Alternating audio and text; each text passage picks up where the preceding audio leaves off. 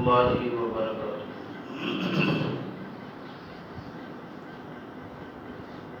الحمد لله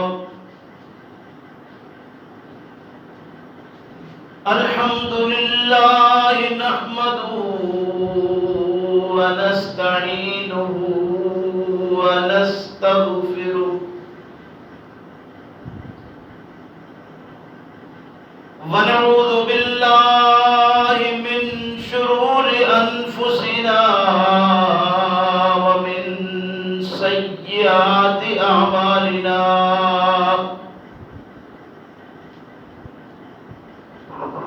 من يهده الله فلا مضل له ومن يضلله فلا هادي له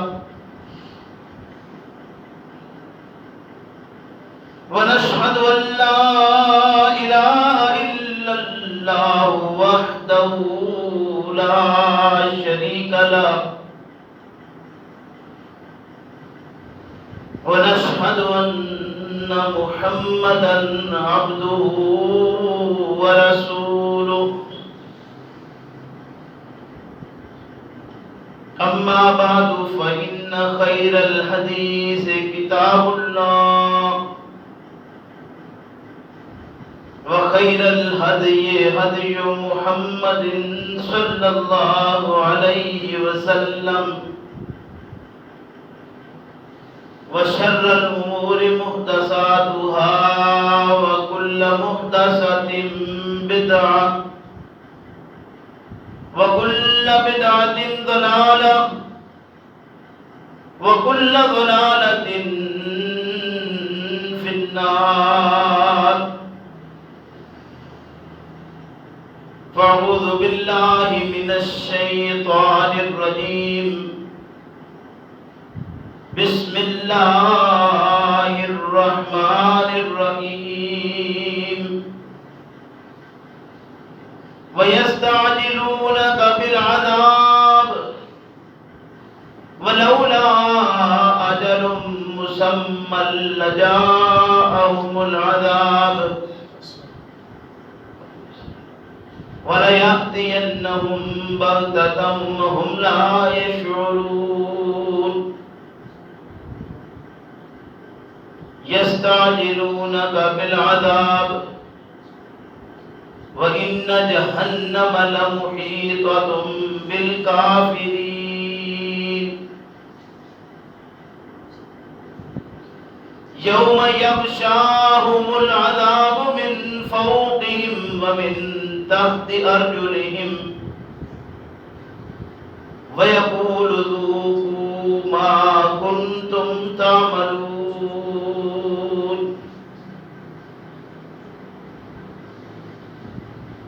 ويستعجلونك بالعذاب اور جلدی میں چاہتے ہیں وہ عذاب کی، جلدی چاہتے ہیں وہ کہ عذاب لے آؤ جس کا تم وعدہ کرتے ہو. ولولا اجل مسمى اور اگر نہ مقرر ہو چکا ہوتا وقت اس کا، لجاءهم العذاب تو ان کے اس بار بار جلدی کرنے پر ان کے پاس عذاب آ جاتا. وَلَيَأْتِيَنَّهُمْ بَغْتَةً وَهُمْ لَا يَشْعُرُونَ اور جس طرح یہ شور مچا رہے ہیں اچانک ان کے پاس وہ عذاب ایسے آتا کہ وہ اس کا شعور بھی نہ رکھتے. يَسْتَعْجِلُونَكَ بِالْعَذَابِ یہ جلدی مچا رہے ہیں عذاب کے متعلق کہ وہ جلدی آ جائے. وَإِنَّ جَهَنَّمَ لَمُحِيطَةٌ بِالْكَافِرِينَ اور بلا شبہ جہنم البتہ گھیرے ہوئے ہیں کافروں کو. یوم یغشاہم العذاب جس دن ڈھانپ لے گا ان کو عذاب من فوقہم اوپر سے، وَمِن تَحْتِ أَرْجُلِهِمْ اور ان کے نیچے سے، وَيَقُولُ اور کہے گا ذُوقُوا چکھو مَا كُنتُمْ تَعْمَلُونَ، یہ بدلہ ہے اس کا جو تم عمل کرتے رہے۔ سبحان ربک رب العزت عما یصفون وسلام علی المرسلین والحمد للہ رب العالمین۔ میرے محترم بزرگوں، بھائیوں، آج کے سبق میں جو مسلسل سبق ہمارا سورہ العنکبوت میں جاری ہے، 3 آیات کریمات آپ کے سامنے تلاوت کر کے ترجمہ کیا ہے۔ یہ آیات نمبر 53، 54 اور 55 ہیں۔ اللہ تبارک و تعالی سے دعا ہے کہ اللہ ہم سب کو اپنی کتاب کو صحیح معنوں میں سمجھنے کی توفیق عطا فرمائے، اور سمجھ لینے کے بعد اپنی زندگی کو صحیح معنوں میں کتاب و سنت کے مطابق بنانے کی توفیق عطا فرمائے۔ گزشتہ سبق میں جو آیات آپ کے سامنے تلاوت کی گئی تھی، ان میں تفصیل کے ساتھ آپ نے یہ بات سنی تھی کہ قرآن اللہ کی طرف سے منزل کتاب ہے جو اللہ کے پیغمبر محمد الرسول اللہ صلی اللہ علیہ وسلم کے دل پر نازل ہوئی ہے،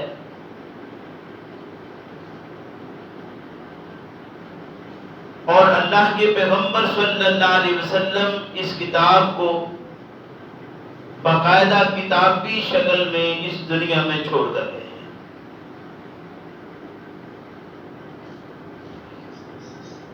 اور یہ کتاب ایسی ہے، فرمایا کہ اس میں رحمت بھی ہے اور نصیحت بھی۔ یہ کتاب رحمت بھی ہے اس میں اور نصیحت بھی ہے، لیکن ہے ان کے لیے جو ایمان اور یقین اپنا کامل کر چکے ہیں۔ اور دوسری چیز کہ اے پیغمبر صلی اللہ علیہ وسلم آپ اعلان کر دیجئے اور ان لوگوں کو بتلا دیجئے جو آپ کو اللہ کا رسول اور اس کتاب کو اللہ کی کتاب ماننے سے انکاری ہیں، آپ اس بات کا اعلان کیجئے کہ میرے اور تمہارے درمیان گواہی کے لیے اللہ کافی ہے کہ میں اللہ کا رسول ہوں اور یہ کتاب اللہ کی کتاب ہے۔ یہ کتاب مجھے دی گئی اور میں نے آپ کو عملی طور پر بھی اور زبانی طور پر بھی مکمل آپ کے سامنے یہ پیش کر دی ہے۔ یہاں ایک بات جو آخر میں رہ گئی تھی وہ یہ تھی کہ فرمایا والذین آمنوا بالباطل، وہ لوگ جو ایمان رکھتے ہیں باطل پر، وَكَفَرُوا بِاللَّهِ اور اللہ کا وہ انکار کرتے ہیں، یہ لوگ خسارہ پانے والے ہیں۔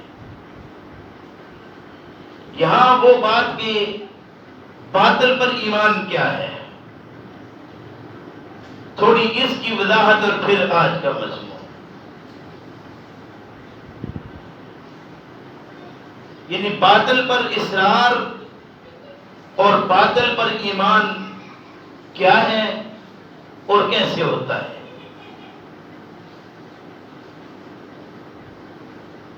اصل بات یہ ہے کہ جب کوئی شخص ایک نصیحت اس کے سامنے ہو اور وہ اس سے نصیحت حاصل نہ کرے، مانے کہ یہ نصیحت ہے، لیکن ماننے کے باوجود پھر عملی طور پر اس کو اپنا اوڑھنا بچھونا نہ بنائے، تو یہ اس کا دعویٰ کیا ہوا ایمان کا اصل میں باطل پر ایمان کا دعویٰ ہے یا عمل ہے، کردار ہے۔ گویا نصیحت کو سمجھنے کے باوجود پھر قبول نہ کرنا، یہ جاننا کہ یہ حق ہے اور جو اس کے مطابق عمل کر رہا ہے وہ اہل حق ہے، ان سے بغض رکھنا، ان کے متعلق ہر وقت اپنے اندر عداوت رکھنا، اور پتہ ہے کہ یہ بات جو ہم کر رہے ہیں یہ حق نہیں ہے، باطل ہے، غلط ہے، اس کے باوجود اس پر ڈٹے رہنا، اور پھر ان لوگوں کے متعلق جو پتہ ہے کہ یہ حق پر قائم ہے، قرآن حق ہے تو ظاہر ہے یہ پتہ چل گیا کہ جو بات ہو رہی ہے وہ قرآن کے متعلق ہے، تو جو اس کے متعلق بات کر کے اس کے مطابق اپنی زندگی بنا رہا ہے وہ اہل حق ہوگا۔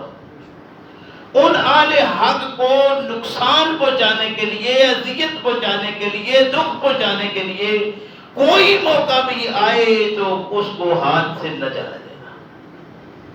کیوں؟ اس لیے کہ ان کے ساتھی کوئی نہیں۔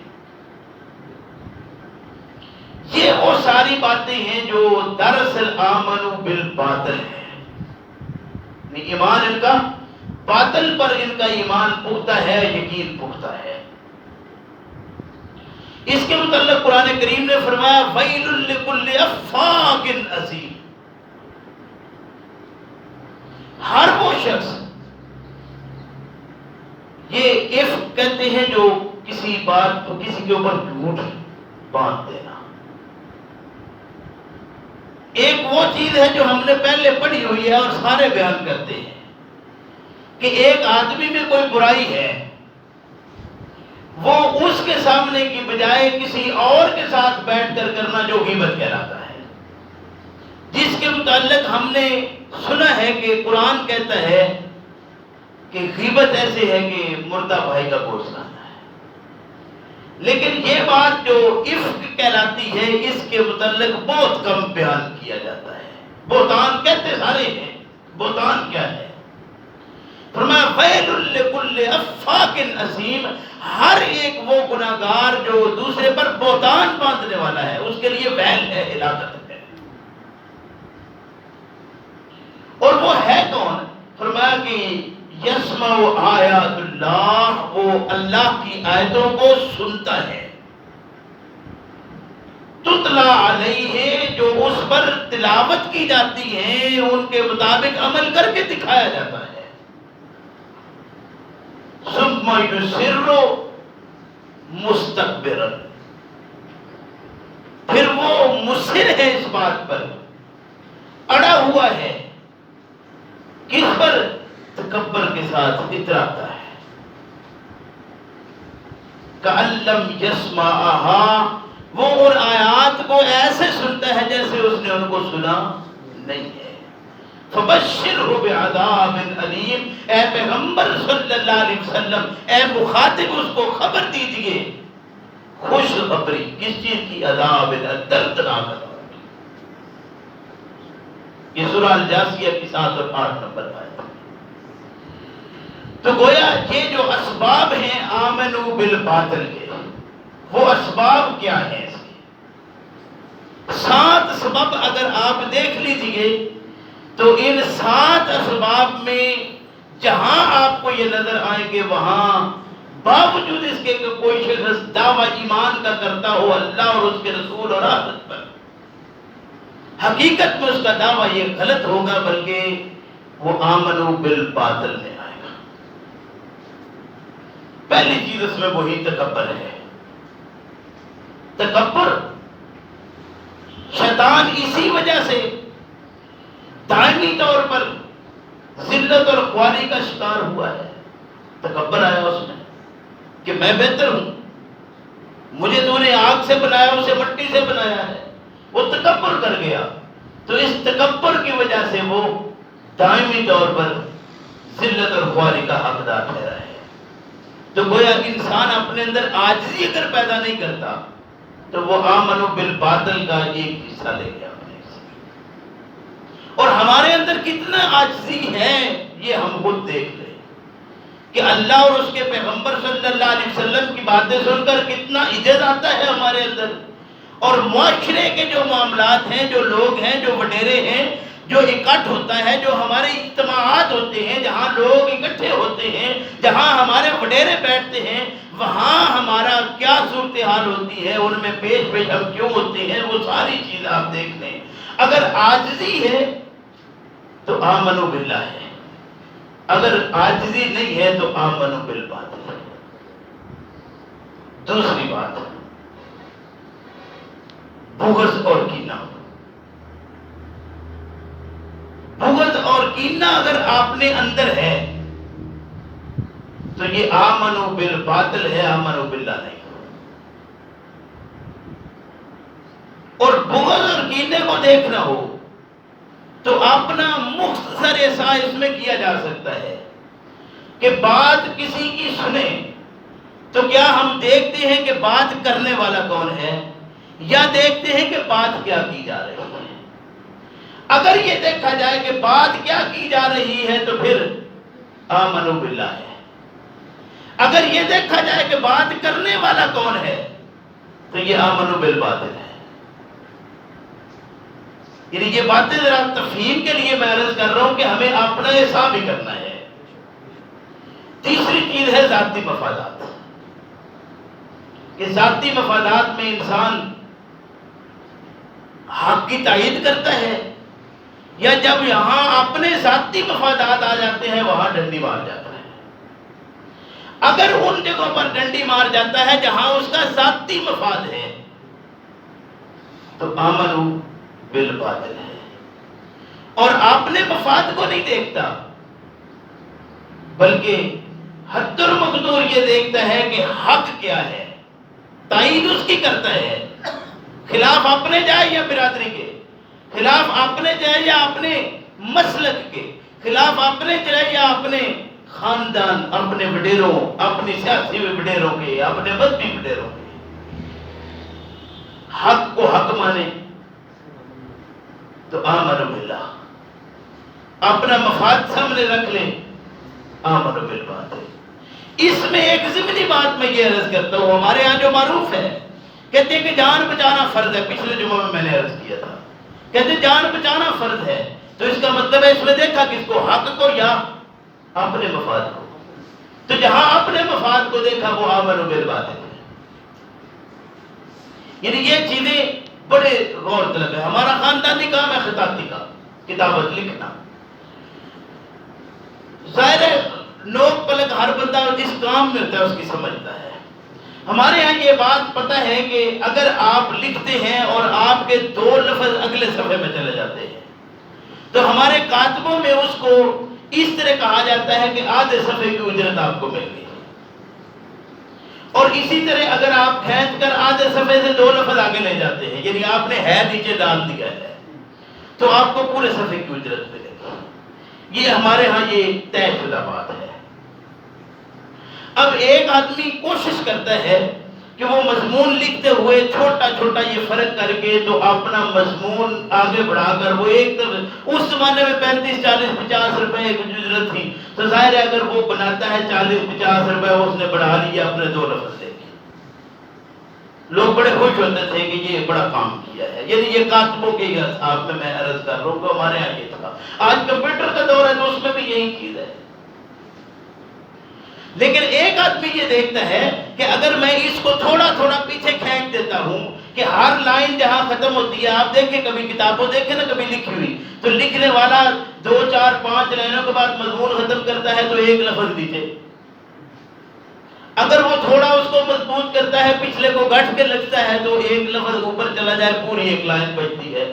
اس طرح وہ بچتے بچتے پوری کتاب میں اگر 5 7 صفحے بچا جاتا ہے تو اس میں جب اس ظاہر اس کو تو اجرت ملے گی 5 7 کی، اگر وہ 50 کے حساب میں بھی ہے تو 3 350 400 روپے اس نے اپنا مفاد لیا یا چھوڑا۔ لیکن آگے جب اس کی پرنٹنگ ہے جب اس کی بائنڈنگ ہے، اس کے اوپر جو کاغذ خرچ ہونا ہے، یعنی وہ بڑے اخراجات جو باقی ہیں، اس میں ایک کاپی کا خرچ اگر بچتا ہے تو وہی چیز جو ایک ہاتھ میں پہنچتے ہوئے آخری جگہ پر جب پہنچتی ہے تو جو چیز قیمت کے لحاظ سے 700 روپے میں پہنچتی ہے وہی چیز 650 میں پہنچ جائے گی۔ اب وہ ہر آدمی 50 روپے اس میں سے بچت لے رہا ہے، میں نے ذاتی مفاد دیکھا یا اگلے کا فائدہ دیا ہے، یہ میں نے اس لحاظ سے دیکھا۔ باقی بھی آپ نے دیکھ لیں سارے کام کاج کے لحاظ سے اپنے اپنے کام میں دیکھیں کہ ہم اس میں ذرا ذرا یہ فرق کر کے تھوڑا تھوڑا کر کے تو دوسرے کا ضائع کرتے ہیں یا اپنا فائدہ کر رہے ہیں اس کے ساتھ، یا دوسرے کا فائدہ کر لیا ہے اپنا تھوڑا سا اچھا۔ اگر تھوڑا سا یہ اپنا فائدہ اٹھا لیا ہے دوسرے کی پرواہ نہیں کی تو آمنوا بالباطل ہے۔ اسے کہا ویل للمطففین الذین اذا اکتالوا علی الناس یستوفون۔ یہ ایک دم سے اکٹھا نہیں کھینچ لیتا، تھوڑا تھوڑا تھوڑا تھوڑا کر۔ آمنوا بالباطل۔ چوتھی چیز ہے طلب شہرت، نام پری، سستی شہرت حاصل کرنے کے لیے کوئی کام کرنا کہ شہرت مل جائے گی، چرچا ہو جائے گا، نمبر ہو جائیں گے، زمانہ جان لے گا، اس کے لیے کوئی ایسا کام کرنا آمنوا بالباطل۔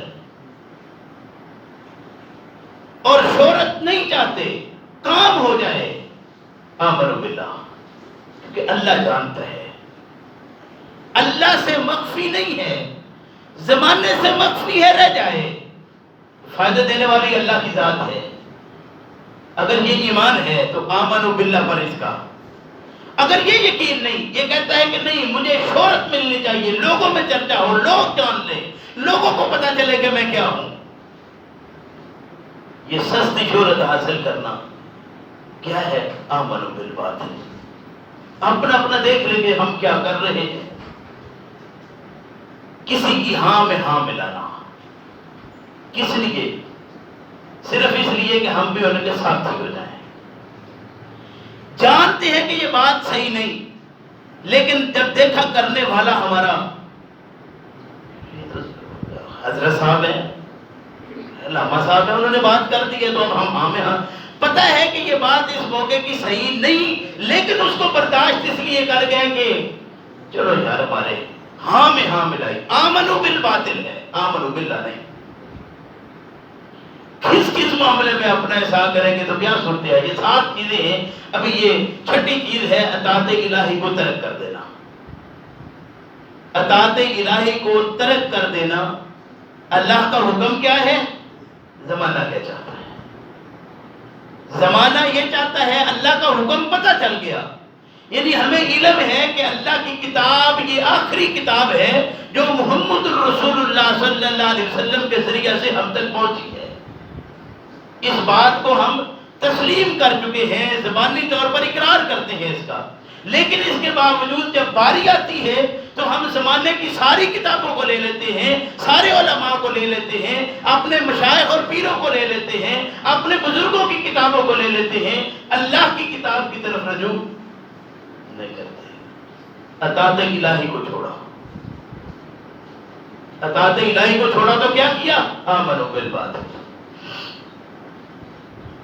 اور آخری چیز ہے اتباع نفس، اپنی خواہشات کو دیکھنا کہ میں کیا چاہتا ہوں، میری خواہش کیا ہے، میرا دل کیا کرتا ہے۔ تو یہ ساری وہ چیزیں ہیں جو انسان کو آمنوا بالباطل کی طرف لے جاتی ہیں، اور آمنوا باللہ نہیں ہوتا بلکہ یہ کفروا باللہ ہے۔ ہم مومن ہیں، ایمان والے ہیں، لیکن جب ان چیزوں کو دیکھتے ہیں تو کوئی چیز اپنی اس طرح کی نظر نہیں آتی، لیکن چونکہ ہم نے لا الہ الا اللہ محمد رسول اللہ پڑھا ہے، داڑھی ہم نے رکھی ہے، سار پہ ہمارے ٹوپی یا امامہ موجود ہے، سلوار ہمارے ٹخنے سے اوپر ہے، نماز پڑھنے کے لیے ہم تشریف لے آتے ہیں مساجد کے اندر، تو پھر سارا معاملہ تو ہمارا ایمان والا ہے۔ اب کوئی کہے تو دیکھے کفروا باللہ والا تسلیم کیسے ہوگا؟ اللہ کے پیغمبر صلی اللہ علیہ وسلم نے ارشاد فرمایا فرمایا کہ ہلاکت اور بربادی ہے اس شخص کے لیے، ہلاکت اور بربادی ہے اس شخص کے لیے جو نیکی کی بات سن کر اسے جھٹلا دے، نیکی کی بات سنے اور جھٹلا دے، ہلاکت ہے اس شخص کے لیے۔ اور یہ پتہ ہے کہ یہ عمل صحیح لیکن وہ نہ کرے، پتہ ہے عمل غلط ہے لیکن سارے کر رہے ہیں، اس پر ڈٹا رہے، ہلاکت ہو اس شخص کے لیے۔ یہ اللہ کے پیغمبر صلی اللہ علیہ وسلم کا فرمان ہے۔ تو میرے بھائی، یہی وہ عادات تھی، یہی وہ خصائل تھے جو ان قوموں کے اندر پائے جاتے تھے، یا وہ قوم جو رسول اکرم صلی اللہ علیہ وسلم کے وقت میں موجود تھی، یہی عادتیں ان کے اندر موجود تھی، ورنہ کوئی نئی چیز ایسی نہیں ہے کہ ان کے ہاں کوئی سلسلے اور تھے، وہ کوئی ڈائریکٹ ہی انکار کرنے والے تھے، نہیں، وہ عملی منکر تھے، وہ کافر کہنے گئے۔ آج ہم عملی منکر ہیں لیکن ہم مومن اور مسلمان ہیں۔ فرمایا یستعجلونک بالعذاب، یہ سوال بھی ہمارے ہاں عام ہوتا ہے۔ لوگ کہتے ہیں کہ یار اگر ایسی بات ہے تو پھر لے آؤ جو تم کہتے ہو۔ آپ کو بھی کہا جاتا رہا صلی اللہ علیہ وسلم کو کہ جو تم کہتے ہو لے آؤ۔ فرمایا لولا اجل مسمى، اگر اس کا وقت مقرر نہ ہو چکا ہوتا، جو بات تم کہتے ہو اس کا ایک وقت مقرر ہو چکا ہے، جس کے متعلق کہا گیا اب یہ چھوٹے چھوٹے جھٹکے ہیں، وَلَنُذِيقَنَّهُم مِّنَ الْعَذَابِ الْأَدْنَىٰ دُونَ الْعَذَابِ الْأَكْبَرِ، ایک وہ عذاب اکبر ہے، اس سے پہلے تمہیں چھوٹے چھوٹے عذاب کے اندر مبتلا کیا جا رہا ہے۔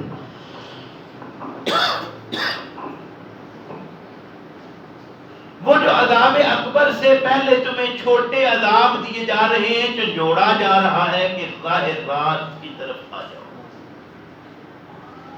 کوتاہیاں ہیں انسان سے، غلطیاں ہیں، اس سے کچھ نہ کچھ ایسے معاملات ہو رہے ہیں، تو اللہ رب کریم نے انسان کو اس طرح کے مسائل کا شکار کر کے گویا یہ بات بتائی ہے کہ تمہیں راہ راست پر لانے کے لیے یہ سلسلے ہیں۔ اگر تم نے راہ راست اپنا لی، کامیاب ہو، اگر تم اکڑ گئے تو آمنوا بالباطل بنا، اکڑنا نہیں ہے، ڈرانا نہیں ہے، فخر نہیں کرنا، تکبر اور غرور نہیں کرنا، لیکن ایمانداری کی بات ہے کہ آج جہاں اہل حدیث اکٹھے ہوں، ہم اس بات پر بڑا تکبر کرتے ہیں، فخر اور غرور کرتے ہیں، اور ہمیں سٹیجوں پر کہا جاتا ہے کہ تم خوش ہو اس بات پر کہ تمہیں اللہ نے اہل حدیثوں کے اندر پیدا کیا ہے۔ اور یہ بات میں اہل حدیث کی کر رہا ہوں، آپ کسی مسلک میں چلے جائیں، جہاں جس مسلک کے ساتھ کوئی تعلق رکھتا ہے، جہاں جائے گا وہ یہ کہے گا کہ آپ اللہ کا شکر ادا کریں۔ کوئی کہے کہ اللہ کے بندو اللہ کا شکر ادا کرو کہ تم مسلمانوں کے ہاں پیدا ہوئے ہو، کوئی نہیں ہے، کیونکہ مسلک حق ہمارا، تو ظاہر ہے کہ جب مسلک حق ہمارا ہے تو ہم مسلک کے مطابق ہی بات کر سکتے ہیں، ہم دین کی بات کبھی زمانے میں کسی نے یہ کہا ہو کہ اللہ کا شکر ادا کرو جس نے تمہیں یہ قرآن دیا ہے، اللہ کا شکر ادا کرو کہ تم اس قرآن کو سمجھنے والے بنے ہو، کوئی نہیں۔ اس کے متعلق تو معروف ہے کہ اس کے پاس جا کے پڑھنا نہیں، یہ ترجمہ کراتے ہیں، اور ترجمہ کر لو گے پڑھ لو گے تو باقی یہ وہ کہیں گے۔ ہمارے ہاں جب یہ بات ہوگی، یعنی دوسرے کہیں، وہ کہیں گے کہ قرآن کے قریب ترجمے کے لیے نہیں جانا، کیوں ترجمہ پڑھو گے تو واپی، اور ہمارے ہاں ہوں گے تو وہ کیا کہیں گے، وہ کہیں گے کہ قرآن، ہاں قرآن ٹھیک ہے اپنی جگہ پر، وہ بالکل صحیح برحق ہے، لیکن اس کو سمجھا جا ہی نہیں سکتا جب تک تم غیر اللہ کی کتابیں لے کے نہ بیٹھو گے۔ واہ سبحان اللہ، ان میں اور ہم میں فرق کیا رہا؟ میں علل اعلان یہ بات کر رہا ہوں، کرتا رہتا ہوں کہ آپ اپنے اس شہر کے ہی حالات کو دیکھ لیں. آپ اب جس کو مسلک حق سمجھتے ہیں، آپ اس مسلک کے پاس جا کر اس مسلک کی کتاب کو تو پڑھا جائے گا، یہ کتاب اللہ کی طرف رجحان کہاں آپ کو نظر آتا ہے؟ کہیں بتائیے تو. لوگ ابا کر جائیں گے، اس سے انکار کر جائیں گے کہ نہیں، یہ بات صحیح ہے کہ قرآن اللہ کی کتاب ہے، لیکن اس کو سمجھا جا ہی نہیں سکتا. اب اس کو سمجھنے کے لیے اب پھر وہ کہیں گے کہ دیکھیں جی اس میں تو یہ فلاں. اچھا، بڑی آسان سی بات ہے کہ تم بتاؤ قرآن کی طرف ہی اگر رہنا ہے تو نماز کیسے پڑھنی ہے؟ تم بتا دو، پھر اگر کوئی بات ہے تو نکالو، کھولو قرآن کو. تو انسان سر پکڑ کے بیٹھ جاتا ہے، یار بات تو اس کی صحیح ہے، اب کیا کریں؟ یہ نہیں پوچھتا کہ یہ تم نے اعتراض کس پہ کیا ہے.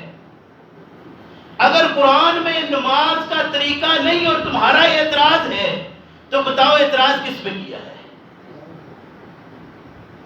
قرآن نازل کرنے والے پر یا جس پر نازل ہوا اس پر؟ ظاہر ہے کہ ان دونوں میں سے کسی پر اعتراض کیا جا سکتا ہے کہ اتارنے والے نے وہ بات اتاری نہیں، جس پر اترا ہے اس نے وہ بات یا اتری ہے تو آگے بتائی نہیں، قرآن میں موجود نہیں ہے.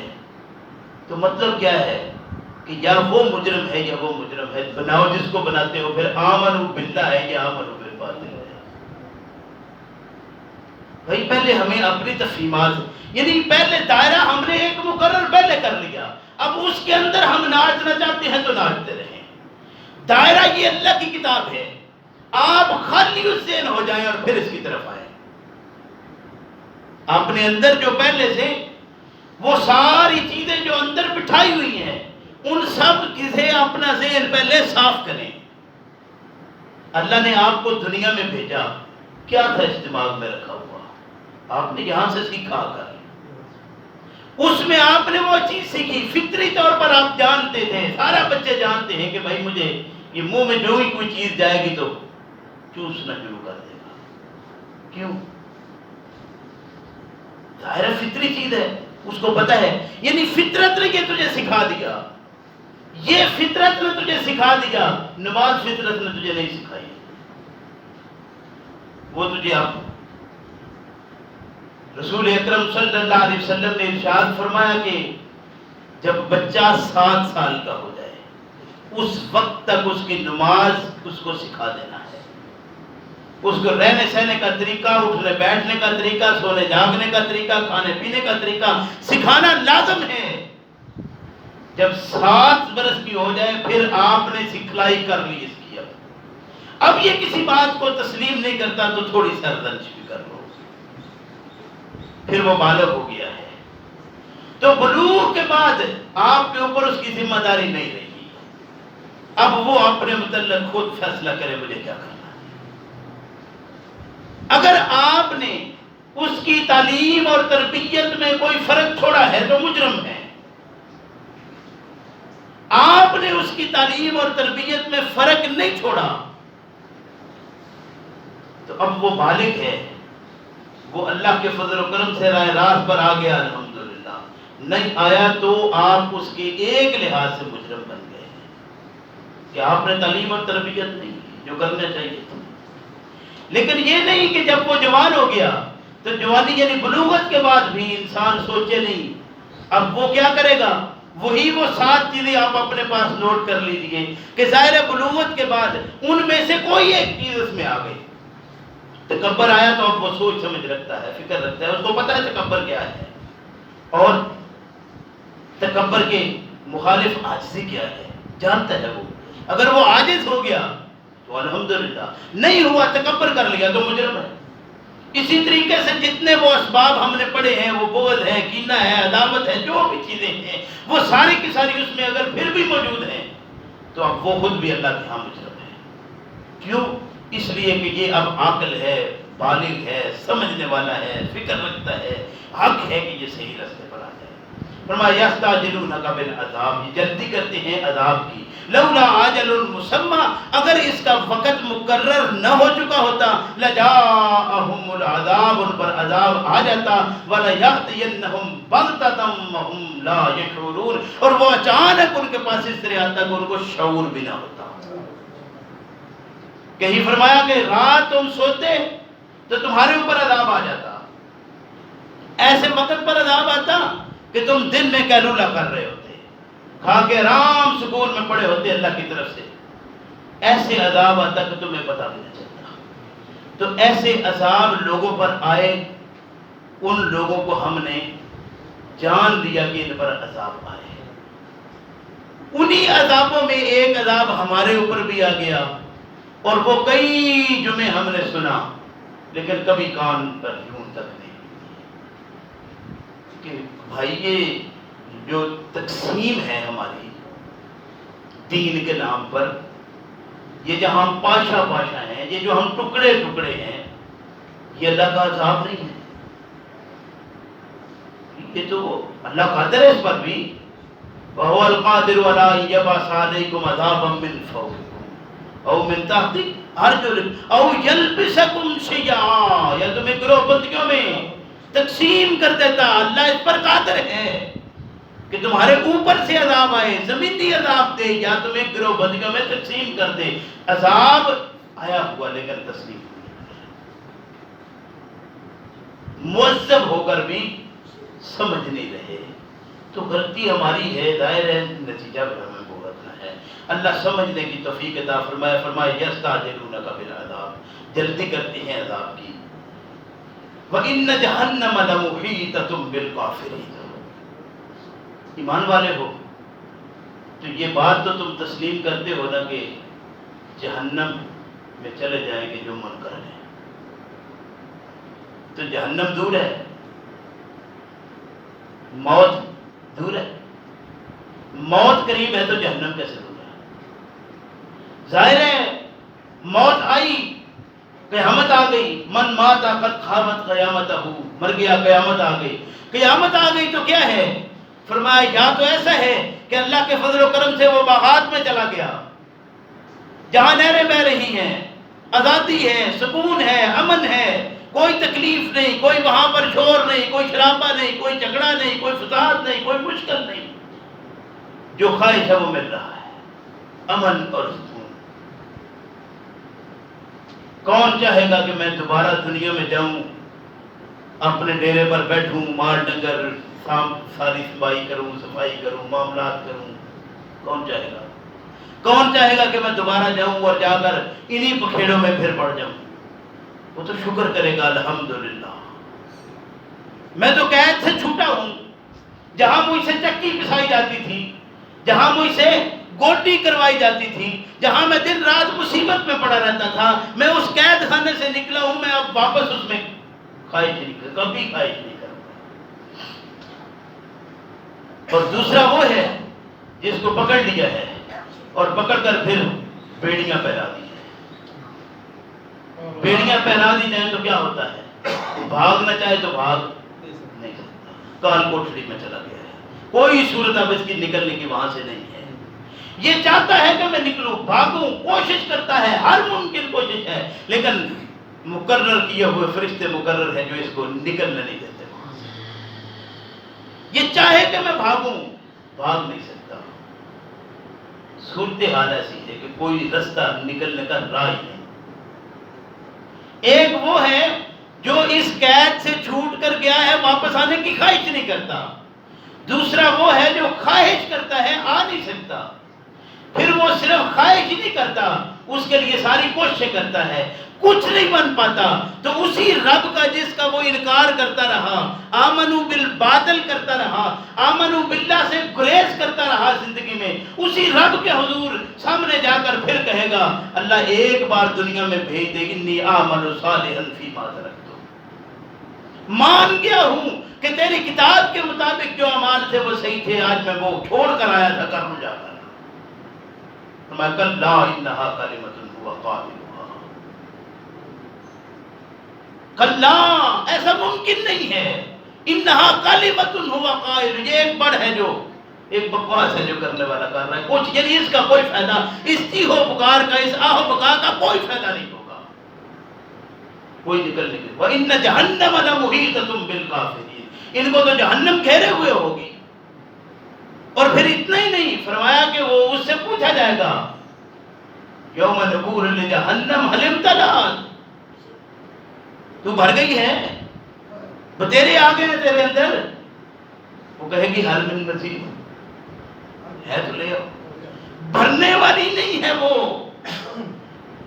کہ یہ پاکستان والے تھے تو اب یہ ان سے بھر گئی ہے، دوسرے ہے تو بچ نہیں، جتنے ہیں وہ ساروں کے لیے ایسے ہی سلسلہ ہے۔ اب پھر انسان اس میں غور کرنا شروع کر دے کہ میں وہ جہنم کتنی ہوگی، بڑے کیسی ہوگی، دروازے کتنے ہوں گے، جانے والے کیسے، تو انہی بھول بھلائیوں میں پڑے رہو، کیونکہ علماء یہی چاہتے ہیں اور اسی سے ہمارا سلسلہ آگے چل جائے گا۔ خدا کے لیے سوچئے یہ کہ اس سے چھٹکارا کیسے ممکن ہے، بچ کیسے سکتے ہیں، اس بچنے کے لیے جس زندگی ہمیں دی گئی ہے، جس زندگی کو ہم ہمیشہ گردانتے ہیں کہ یہ نکارہ ہے، یہ بیکار ہے دنیا، اور خود لہلہاتا آتا یہی اکٹھے کرنے رہے، دوسروں میں نکارہ ہے، خود اکٹھے کر کے چلے۔ کیا عجیب سما ہے، اگر نکارہ آپ کے لیے ہے تو میرے لیے یہ نکارہ کیوں نہیں؟ میں تو پہلے طے کرتا ہوں کہ جناب گھنٹہ بیان کروانا ہے، آپ نے دینا کیا ہے؟ رات میں آؤں گا، سفر ہے، گاڑی لے کر آئے گی، ڈرائیور ہے، اس میں پیٹرول ہے، میرا کیا سلسلہ ہے؟ خود کس کی بات کی؟ دنیا کی۔ لوگوں کو کیا کہا؟ دنیا بیکار ہے۔ اللہ کے پیغمبر صلی اللہ علیہ وسلم کا فرمان ہے کہ الدنیا مزرعۃ الآخرہ، یہ تیری آخرت کی کھیتی باڑی یہاں پہ ہے، بیج بو یہاں پر، گلا نہ کر اس کا۔ اللہ نے باقاعدہ طور پر جب تعلیم کی ہے تو یہ ارشاد فرمایا ربنا آتنا فی الدنیا حسنہ، جس دنیا کے حسنات تجھے تیرے رب نے کہے مانگنے کے، تو کہتا ہے یہ نکارہ ہے، اسی پر تو انحصار ہے تیری آخرت کا۔ لیکن افسوس کی بات یہ ہے کہ ہمارا انحصار اس سے اٹھا، ہمارا انحصار کس پر لگا؟ قرآن خوانی پر، ورد پر، وظیفے پر، گٹھلیوں پر، اور باقی پتہ نہیں کیا کیا وہ تسبیحات ہیں، ہمارا اس پر لگ گیا کہ کتنے قرآن حضرت چاہیے، ابا جی فوت ہو گئے ہیں، کوئی فکر کی بات نہیں، نئے چاہیے پرانے چاہیے، تازہ پڑھوانے ہیں، 7 دن 10 دن حفاظ کو قبر پر بٹھانا ہے، معاملات تمہارے ہاتھ میں ہے، فکر کی کوئی بات نہیں، کپڑے تم نے دینے ہیں، پیسے تم نے دینے ہیں، بندے ہم تیار کر کے ہائر کر کے لے آئیں گے۔ ہائے اللہ افسوس، ایک موقع پر اللہ کی کتاب میں بات موجود نہیں، ایک اشارہ رسول اللہ صلی اللہ علیہ وسلم کی طرف سے نہیں، لیکن ہم یہ آمن باللہ ہے، یستعجلونک بالعذاب، عذاب پر جلدی کرتے ہیں، ان جہنم لمحیطۃ بالکافرین، یاد رکھیے کہ انکار حق کرنے والا ہو تو جہنم گھیرے ہوئے ہے، ان کو دیر ہی نہیں لگے گی۔ ارے بڑی کوئی عمر، یعنی ہم سوچتے ہیں یار مدت ہو گئی چارپائی پر پڑے ہوئے، حساب لگاؤ کتنی عمر ہوئی، کہتے ہیں جی بڑا گننے کے بعد پتہ چلا جی 95 سال ہے۔ آپ اپنے ارد گرد نظر دوڑا لیجیے، آپ جہاں کہتے ہیں 100 سال 150 سال 125 سال کہتے ہیں، کوئی دکھائیے بھی تو صحیح، کوئی سال کا یہ کہ وہ ہمارے دادا جی کے جو ابا جی تھے ان کے بہت سنا تھا فلاں بندہ جو ہے وہ فلاں کا جی، ہاں کوئی فلاں کا جی فوت ہوا بھی وہ جو سے 105-6 سال کا ہوگا، کہیں جا کر حساب کیجیے۔ ہاں میرے فیملی میں یہ 2 معاملات میں نے دیکھے کہ لوگوں نے یہ باتیں کی جی 107 سال عمر تھی، ابھی 97 کراس نہیں ہوا تھا، یعنی یہ بات 10 سال آگے کرتے کوئی دے، اور 107 سال میرے نانا جی 107 سال عمر انہوں نے جی پائی ہے، 97 کراس نہیں ان کا بھی ہوا، بڑی لمبی عمر پائی۔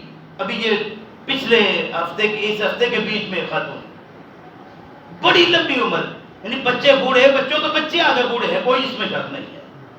اب ہم بھی نانی ہیں ہماری، تو ابھی پتہ چلا ہے جی صاحب کی ہے جی 95 سال عمر بنی ہے ان کی، 100 تو کراس کر لیا تھا، کہاں ہے؟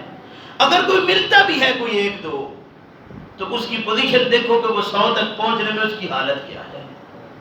کبھی یہ بھی دیکھا ہے کہ 100 کی عمر میں پہنچا ہے، حالت کیا ہے؟ تو ابھی یہ کہتا ہے کہ مجھے نہیں، میں تو تسلیم کرتا ہوں کہ بھئی آخرت ہے۔ اگر آخرت تسلیم کر لی ہے تو یہ 100 سالہ زندگی تو ہمارے ہاں کراس نہیں ہوتی۔ وہ عمر جس کو عمر کہتے ہیں، 12-13 سال کی عمر بچپن کی نکال دے، اور پھر 70 72 75 سے اوپر کی ویسے نکال دے، بیچ میں 55 سال 60 سال 70 سال، اس سے بڑی کیا ہو؟ اور حالت کیا ہے کہ ان 60 اور 70 سالوں کے لیے ہم پوری اپنی آخرت کو داؤ پر لگا چکے ہیں۔ فرمایا ان جہنم لمحیطۃ بالکافرین، انکار حق کیا ہے تو اس مختصر زندگی کو دیکھ لو، یہ تم نے کس داؤ پر لگا دی ہے کہ آخرت جہنم تمہارا مقدر ہے جو گھیرے ہوئے ہے۔ فرمایا یوم یغشاہم العذاب من فوقہم ومن تحت ارجلہم ویقول ذوقوا ما کنتم تعملون۔ اللہ سمجھنے کی توفیق عطا فرمائے کہ دین کیا ہے، ہم کر کہہ رہے ہیں۔ ربنا لا تزغ قلوبنا بعد إذ هديتنا